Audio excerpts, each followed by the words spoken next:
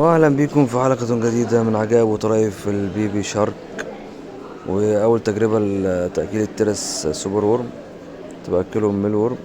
فقلت اما اشوف كده السوبر وورم جاي معاهم ولا لأ، فحطيت لهم كده كام حتة كده بجرب الدنيا فيها ايه.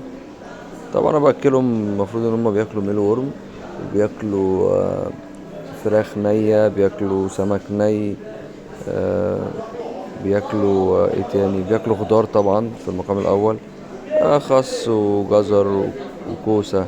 بس الجزر بيبقى ناشف شوية، بيبقى بياكلوا الكوسة في المقام الأول أحسن حاجة، عشان بيبقى فيها غذاء أكتر. وفي طبعا علف بقى بيبقى ليهم مخصص. بص بيتخانقوا مع بعض ازاي. الكبيرة طبعا مستولية، الصغيرة بص بص، الصغيرة جاية عشان تاخد حتة كده، تروح التانية راح مديها على وشها. الكبيرة مستولية القلب عليها جامد، فأنا بحاول أكل الصغيرة دي. بص بص بص بص بص يا بنتي، سيبي.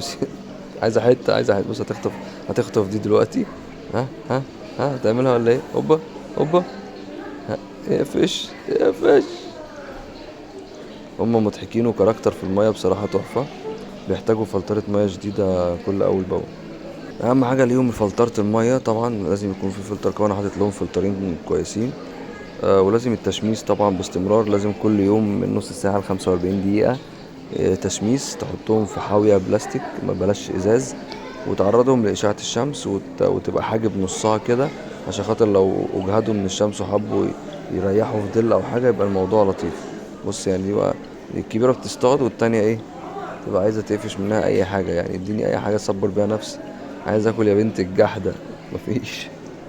ما تنسوش اللايك والفولو وكومنت لذيذ على الفيديو، عشان نشوف اول باول كل جديد.